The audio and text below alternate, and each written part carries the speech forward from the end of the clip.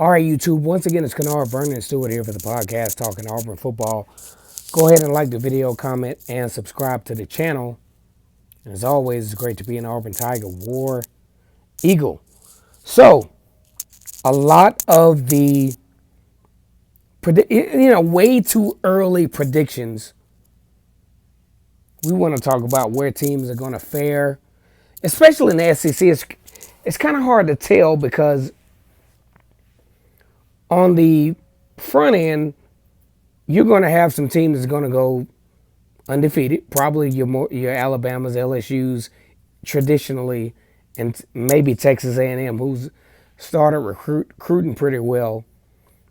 And then you got everybody else. And like my boy from the Late Kick, Josh Pate, always talks about in the SEC, there's just not enough wins to go around.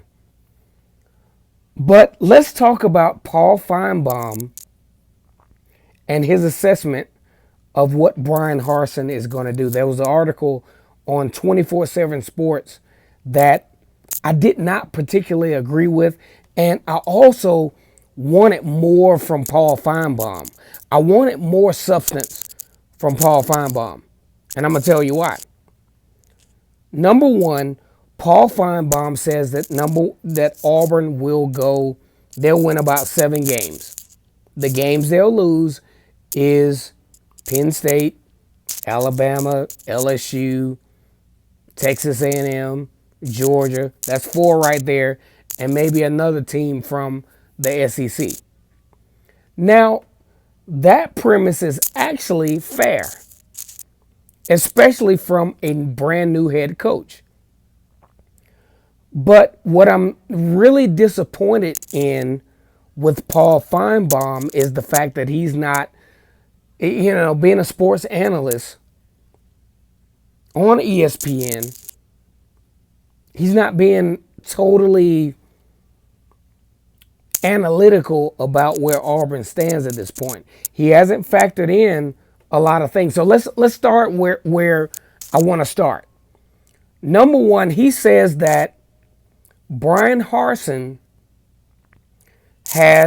he talks about this recruiting class with Bryan Harsin. Now, Bryan Harsin got the job at Auburn in late December. Auburn arguably coming upon one of the worst recruiting classes in recent history, with the coach exiting out, Gus Malzahn going on to palm tree fashion at UCF. Bryan Harsin able to salvage a 19th rated recruiting class. Okay, that's fair. Still looking at maybe 7, 8 wins at best. So, with all of this being said, I just need more substance from Paul Feinbaum as it relates to Auburn at this point. Not that I'm a homer for Auburn, of course. I'm a guy that will casually say that Auburn will win about 7 or 8 games this year in the regular season and let the bowl season be as it may. But what I don't like is putting the recruiting class that Auburn has now on Bryan Harsin. He salvaged it. 48 recruiting class, now 19th. And now adding guys to this class and assuming that the SEC will allow interconference transfers, which, given all the totality given, they will. I think Paul Feinbaum's synopsis of Bryan Harsin first year is a little bit on the irresponsible side. Do I think Auburn will win 10 games? Absolutely, probably, kind of, sort of not. You still have the toughest schedule in the SEC. You still got to roll up to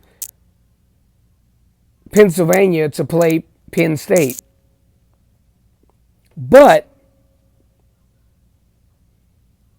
I don't think those things were taken into consideration when Paul Feinbaum gave this bombshell of what Auburn is going to do this year. So what do I think? And what do I think about Paul Feinbaum? I think Paul Feinbaum's got to be a little bit more responsible. I think Paul Feinbaum has to give the whole totality of circumstance. Yes, if Paul Feinbaum would have came on here and said, hey, Auburn has some issues at offensive line. Auburn has some issues at the quarterback. Auburn has some issues in that regard. Then hell yeah, Paul Feinbaum is absolutely right.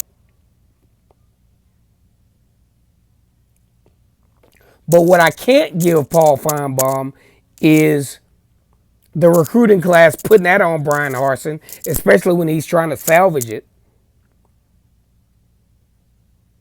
And also with what Brian Harsin has been, I mean, you going at a base level here, Paul Feinbaum,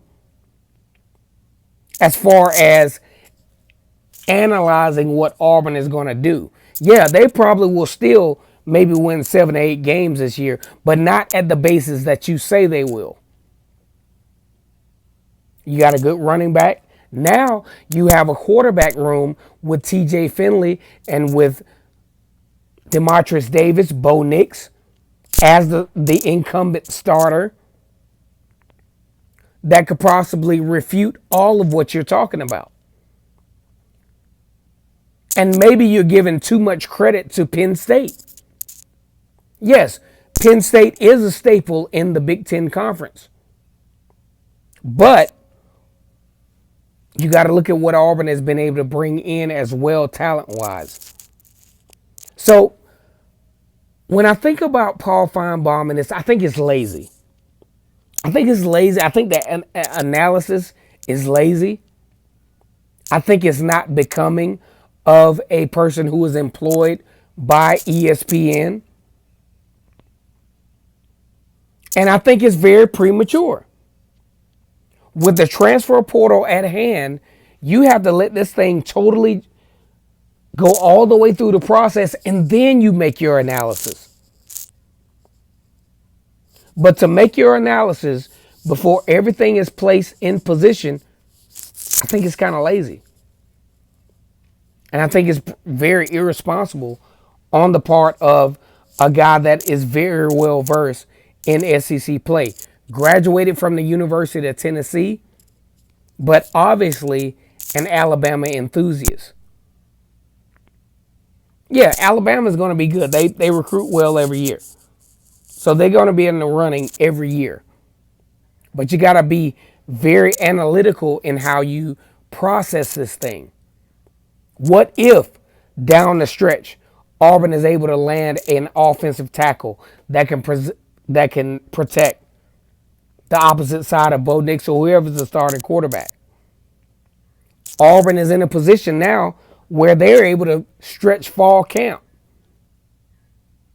a couple of games till they face Penn State. What say you in the event that Auburn goes up to Penn State and wins? They have the talent to do it. So I think any analysis of Auburn football at this point